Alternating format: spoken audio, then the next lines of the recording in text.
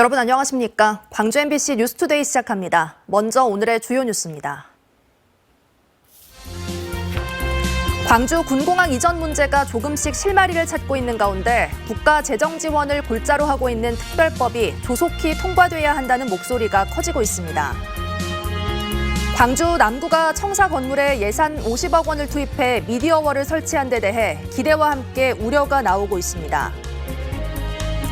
지난해 장애인 전용 택시였던 임차 택시를 폐지해 장애인들에게 한 차례 불편을 줬던 광주시가 이번에는 바우처 택시 이용에 제한을 둬 어려움이 예상됩니다. 목포시가 총 사업비 500억 원을 투입해 조성하고 있는 근대 역사문화 공간이 건물 구입 목적과 활용 방안이 주먹구구식이어서 사업 방향을 잃었다는 지적이 제기되고 있습니다.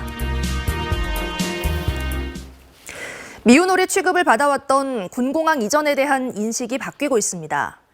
우리 지역은 절대 안 된다던 분위기가 우선 이야기를 들어보자는 쪽으로 선회하고 있는데요. 광주 군공항이 전에 없던 탄력을 받고 있는 만큼 지역 내 불필요한 갈등을 최소화하기 위해서라도 특별법이 조속히 통과돼야 한다는 목소리가 높습니다. 주현정 기자의 보도입니다. 군공항 이전 지연에 관한 특별법이 제정된 지 10년이 지나고 국방부의 이전 타당 결정 6년이 지나도록 답보 상태에 머물던 광주 군공항. 달라진 기류가 감지된 건 군공항 유치가 인구 감소에 따른 지역 소멸을 억제할 대안으로 떠오르면서부터입니다. 이렇다 할 산업 동력이 없는 지역에 군공항을 유치해 지역 발전의 호기로 삼아보자는 제언이 무조건 반대해서 검토 정도는 해볼 수 있다는 분위기로 바뀐 겁니다.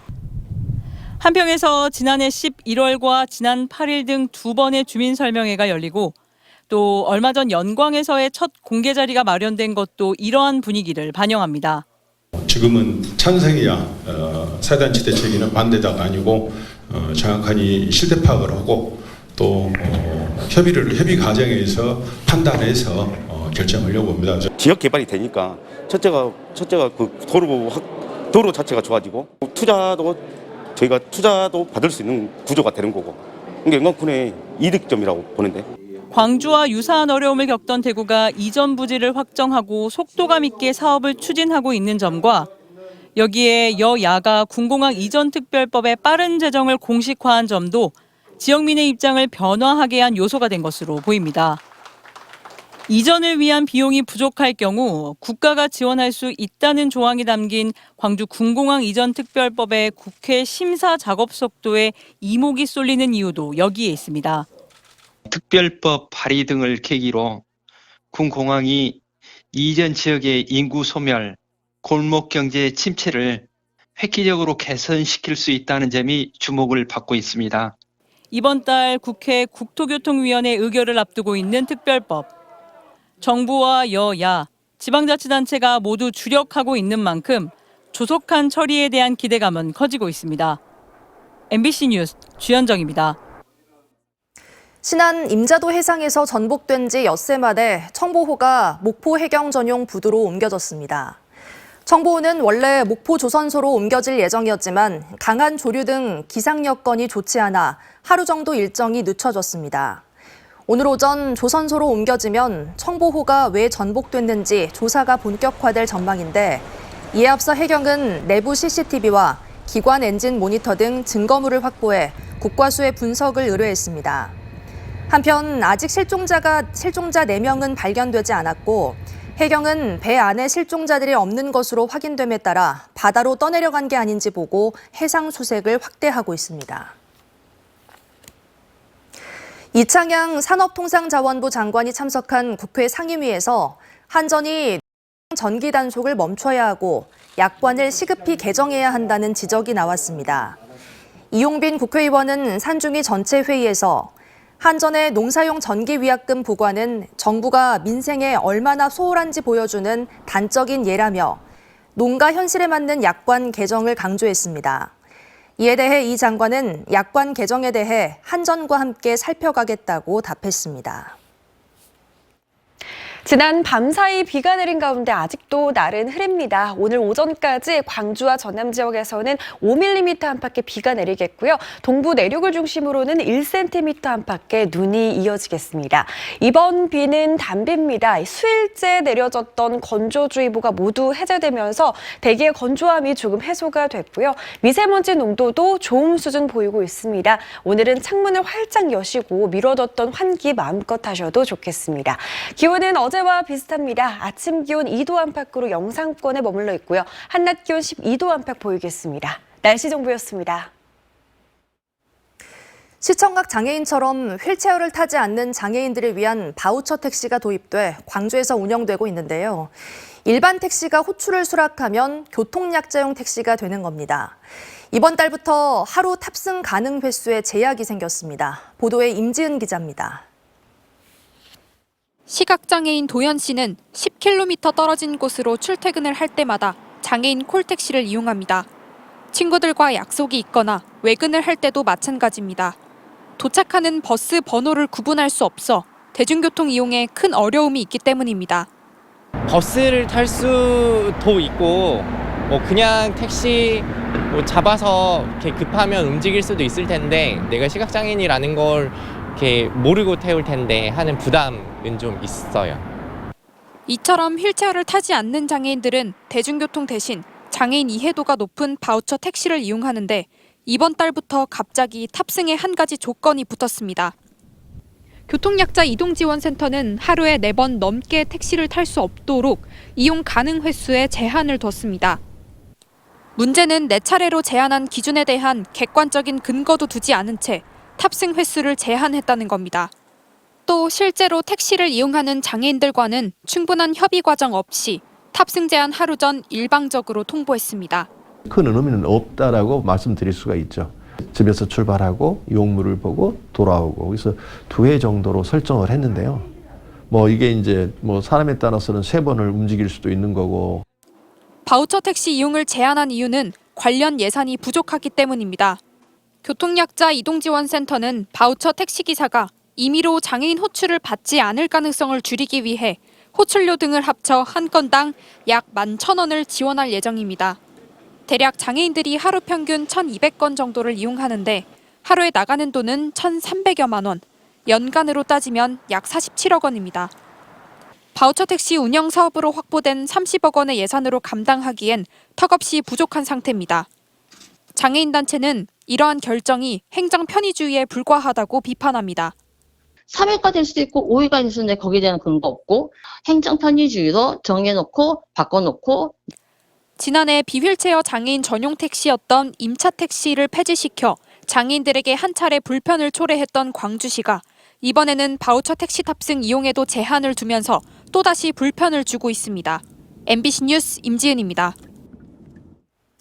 광주시 출연기관인 사회서비스원 노동조합 지부장이 어린이집 보육대체 교사들의 고용보장을 요구하며 무기한 단식 농성에 들어갔습니다. 민주노총에 따르면 김가희 광주 사회서비스원 지부장은 어제부터 광주시청 1층에서 보육대체교사들의 고용 연장을 주장하며 무기한 단식을 시작했습니다. 김 지부장은 광주시가 경력교사를 쫓아내며 1년 단기계약직을 모집하고 있다며 보육대체교사들의 처지가 또 다른 돌봄 노동자들에게 반복되지 않게 하겠다고 밝혔습니다. 가짜 영농계획서로 농지를 사들여 투기한 혐의 등으로 1심에서 징역형을 선고받은 전 광주FC 단장 기영옥 씨가 항소심에서 벌금형으로 감형받았습니다. 광주지법 제1형사부 김평호 부장판사는 농지법 위반과 사문서 위조 등의 혐의로 기소돼 1심에서 징역 1년 6개월에 집행유예 3년을 선고받은 기 씨의 항소심에서 원심을 깨고 벌금 5억 원을 선고했습니다. 재판부는 기 씨의 죄질이 불량하다면서도 이익을 당장 현실화하기 어려운 점과 아들 기성용 씨가 20억 원을 기부한 점 등을 고려하면 1심형이 다소 무겁다고 설명했습니다.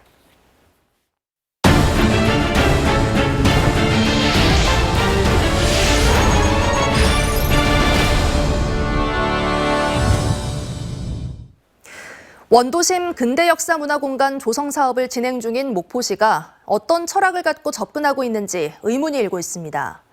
목포시의 매입 부동산을 전부 살펴봤더니 사실상 될 대로 되라는 식입니다. 양현승 기자가 집중 취재했습니다. 총 사업비 500억 원이 투입되는 목포 근대역사문화공간. 목포시는 공적으로 활용하겠다며 2020년부터 10건의 건물과 땅을 사는데 45억 원을 썼습니다.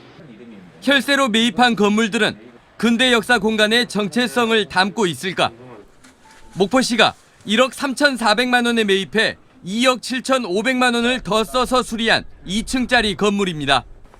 출입문은 잠겨있고 유리창 너머 내부는 창고와 다름없습니다.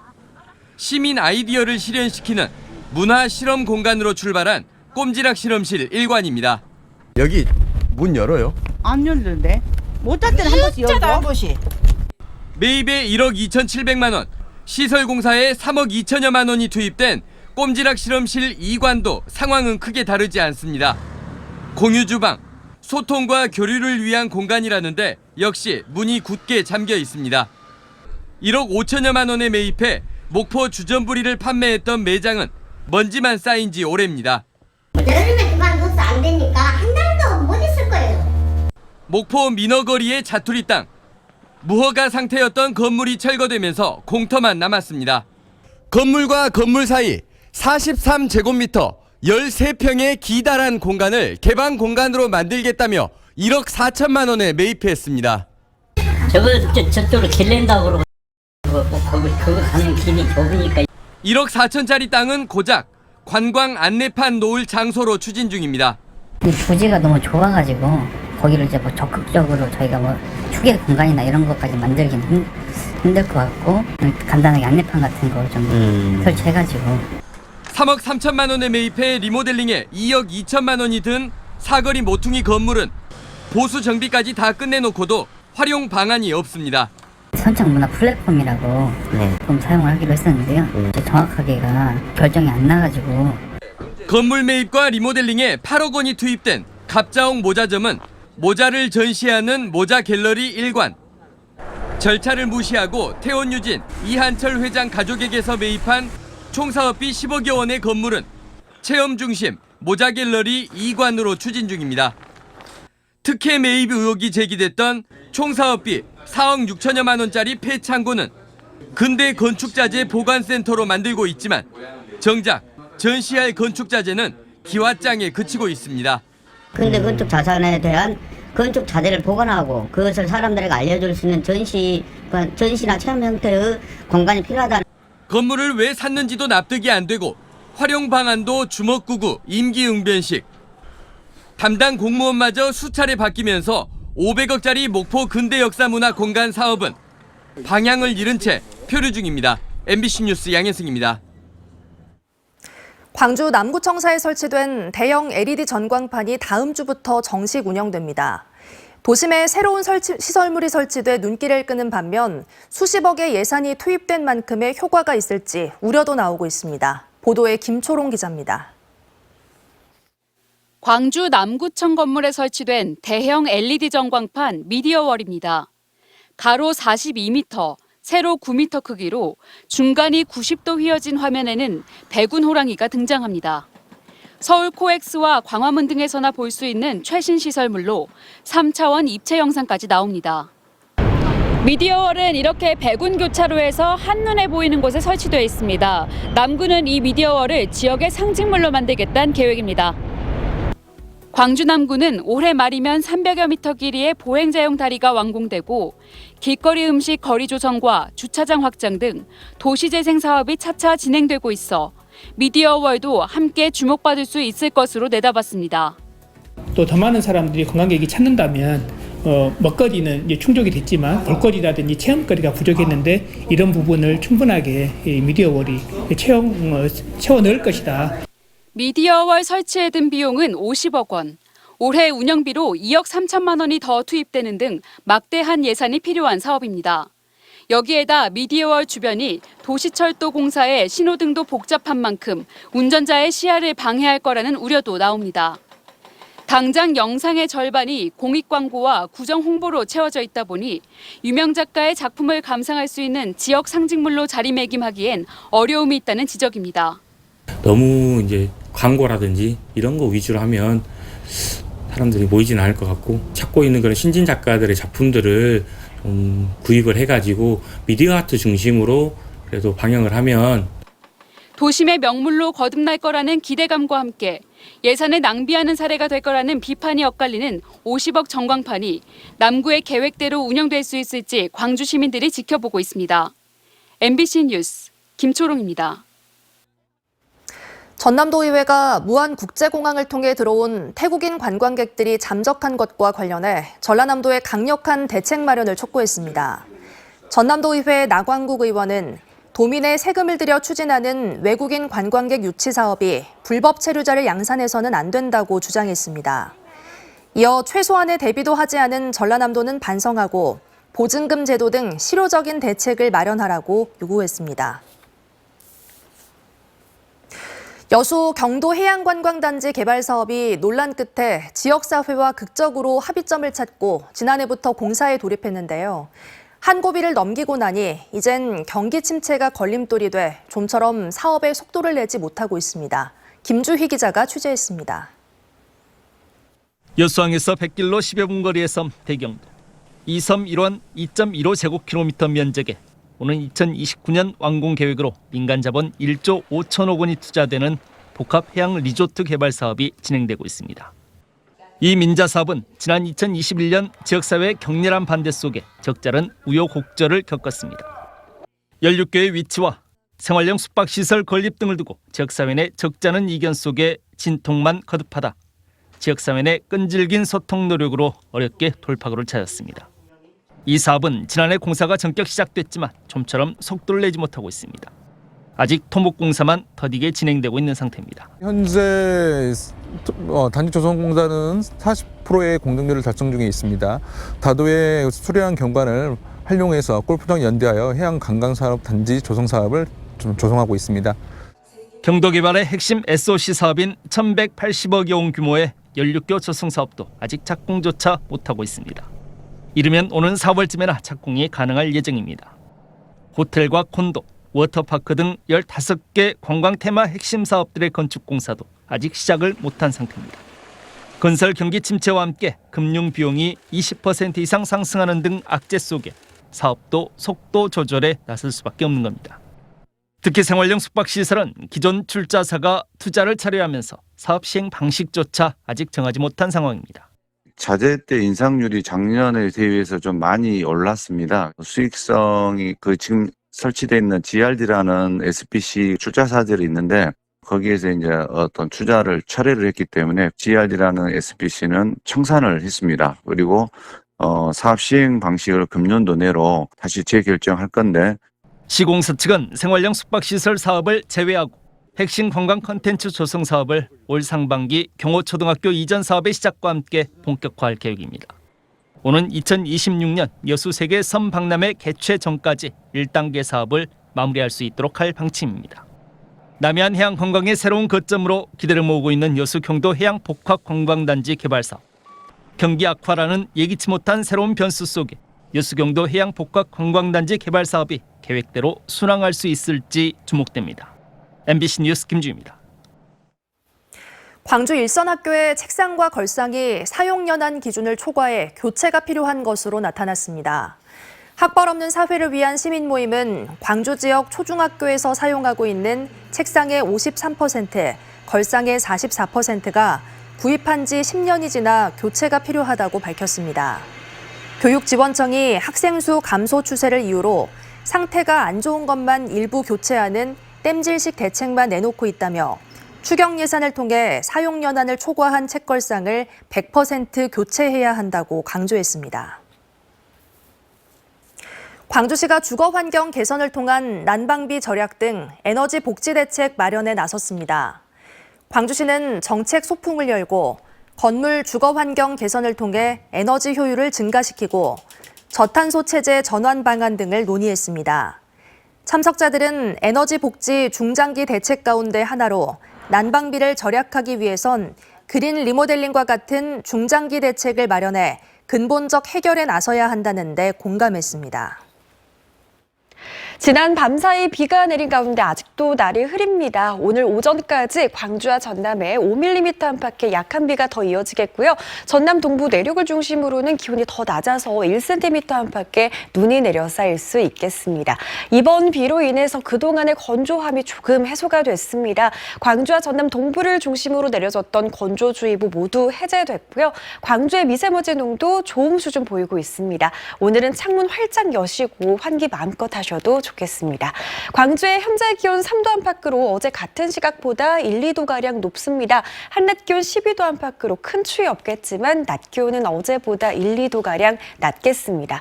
오늘 온종일 영상권에 머무는 지역이 많겠습니다. 강진의 현재 기온 4도 안팎까지 올라 있고요. 한낮 기온 10도 안팎으로 예상됩니다.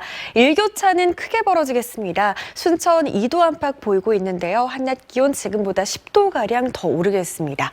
바다의 물결은 남해서부를 중심으로 최고 4m로 매우 거세게 일겠습니다. 이번 주 일요일 저녁 또다시 비가 시작돼서 월요일 아침까지 비가 이어지겠습니다. 날씨 정보였습니다. 이상으로 뉴스 마칩니다. 시청해주신 여러분 고맙습니다.